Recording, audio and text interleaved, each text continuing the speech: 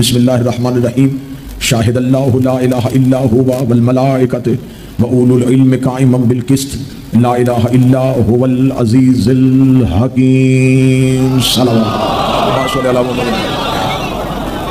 گفتگو کا موضوع سورہ آل عمران کی آیت نمبر 18 شاہد اللہ اللہ خود گواہی دے رہا ہے کس چیز پہ؟ لا الہ الا ہوا، اس کے سوا کوئی معبود نہیں۔ یہ جو لفظ ہے یہ دعویٰ ہے، اس پہ خدا کہہ رہا ہے کہ میرے پاس صرف میں ہی گواہ نہیں، دو گواہ اور ہیں، والملائکۃ میرے فرشتے، واولو العلم قائما بالقسط اور وہ صاحبان علم گواہ ہیں جو کسی سے پڑھتے نہیں بلکہ پڑھاتے ہیں۔ خدا نے لا الہ الا اللہ بطور دعویٰ استعمال کیا ہے، اللہ کے سوا کوئی نہیں، یہ دعویٰ ہے۔ گواہ دو ہیں، ایک فرشتے، ایک اولو العلم، ایک اللہ کے ملائکہ، ایک صاحبان علم۔ اس کا مطلب ہے کہ اللہ نے سنت رکھ دی ہے کہ جب دعویٰ ایک ہو تو گواہ کم از کم دو ہونے چاہیے۔ تقریر شروع ہم نے، اب آپ کو میں نے تمہید کے منازل سے نہیں گزارنا، لا الہ الا اللہ دعویٰ ہے، فرشتے گواہ، صاحبان علم گواہ۔ یہ کسی مولوی کا بنایا قانون نہیں، اللہ نے طریقہ دیا ہے کہ اگر دعویٰ ایک ہو تو گواہیاں کم از کم دو ہونی چاہیے۔ اللہ جانے مسلمان کس عدالت کے کٹہرے میں کھڑے ہو کے توحید کی گواہیاں دیتے ہیں۔ یہ لا الہ الا اللہ دعویٰ کرنے کے بعد صرف ایک گواہی پیش کرتے ہیں، محمد رسول اللہ۔ ہم گواہی ایک نہیں دیتے، ہم دو دیتے ہیں، محمد رسول اللہ علی ولی۔ بسم اللہ سر۔ ہمارے ہاں اللہ پہ ایک گواہی نہیں،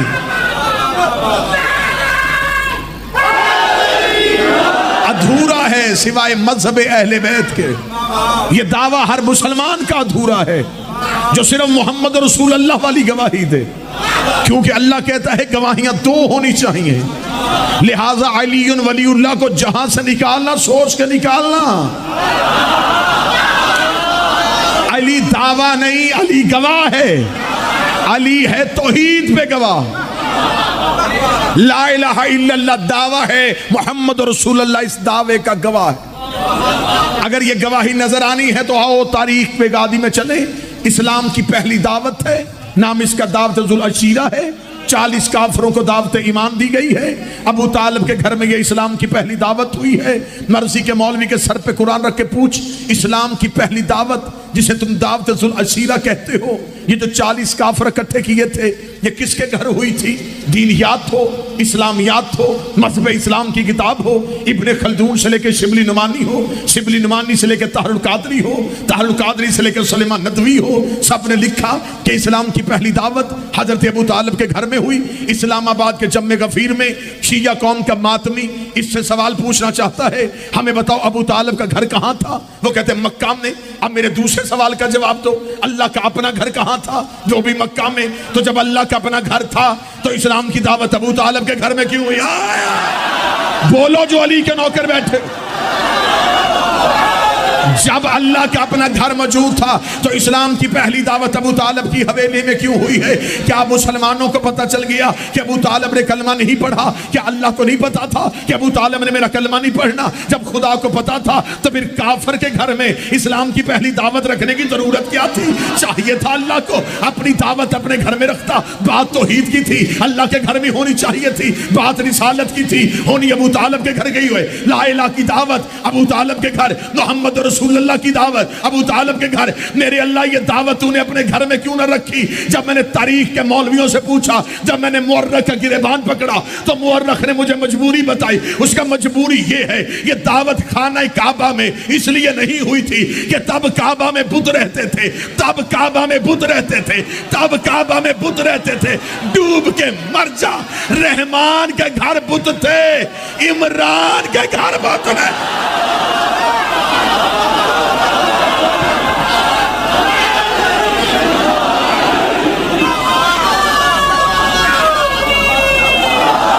جب اللہ کے اپنے گھر میں بت تھے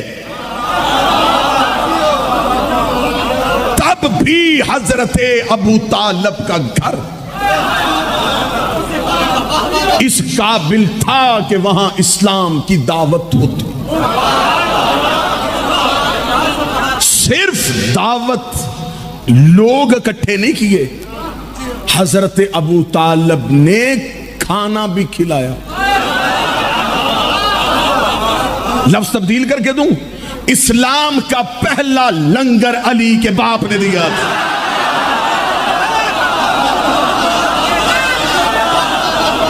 یہ اسلام کا پہلا کھانا. بسم اللہ. اور آج بھی اس لنگر کا صدقہ سب سے زیادہ لنگر انہی کے بیٹوں کے گھر میں بنتا ہے. حضرت ابو طالب نے پہلا کھانا کھلایا. صرف کھانا نہیں کھلایا, دعوت کا اہتمام کیا, ذکر کا اہتمام کیا. یعنی کہ میں لفظ تبدیل کرتا ہوں, بڑا اچھا اور بڑا موضوع جملہ دیتا ہوں.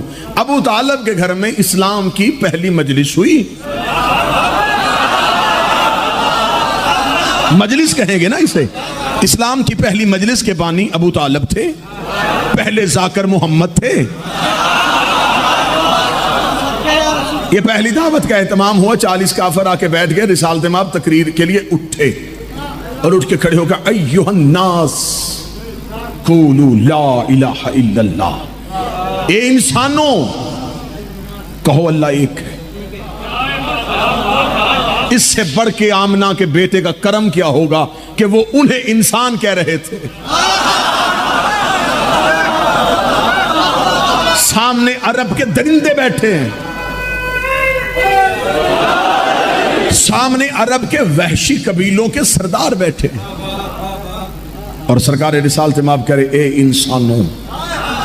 یہ کرم تھا, یہ کرم تھا عبداللہ کے بیٹے کا. قولو کہہ دو لا الہ الا اللہ. اب تقریر نتیجوں پہ جا رہی ہے جی. آیت کیا ہے؟ میں اپنی توحید پہ خود گواہ ہوں, اور ایک میرے فرشتے ہیں اور ایک صاحبان علم ہیں. یہ دعویٰ اللہ نے عرش پہ کیا تھا. میں تصویر فرش پہ دکھانے لگا. نبی نے کہا کہو اللہ ایک ہے. ایک ہے اللہ, بس ایک ہے. اب کن سے کہہ رہا ہے؟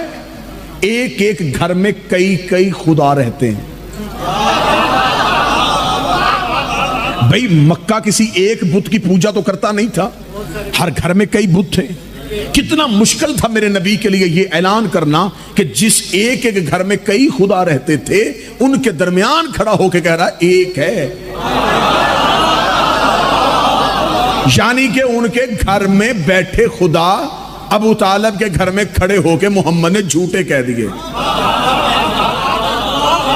وہ ابھی ابھی اپنے خداؤں کی آگے سجدہ کر کے آئے ہیں اور رسول کہہ رہے ہیں ایک ہے.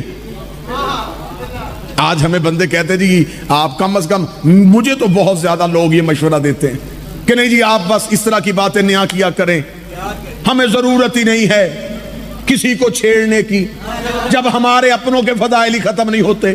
یہ نصیحت اپنے پاس رکھو, یہ نصیحت نبی کو کر کے دیکھ کہ یا رسول اللہ ہمیں کیا ہے ان کے بتوں کو کہنے کی, آپ صرف اپنے خدا کی بات کریں. لیکن نبی نے کہا میرے مذہب کا اصول ہی نہیں ہے. میرے مذہب میں انکار پہلے ہے, اقرار بعد میں ہے, تبرہ پہلے ہے, تولا بعد میں.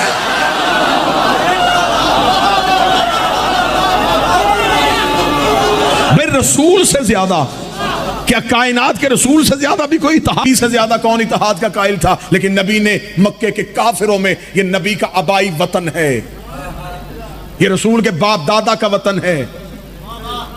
عرب کے لوگ نبی کے باپ کا بھی احترام کرتے تھے, نبی کے دادا کا بھی احترام کرتے تھے. قطعاً میرے نبی نے یہ نہیں کہا کہ میرے ایک جملے سے میرے باپ دادا کے بنائے ہوئے تعلقات خراب ہو جائیں گے. نبی نے کہا نہیں, کہو اللہ صرف ایک ہے.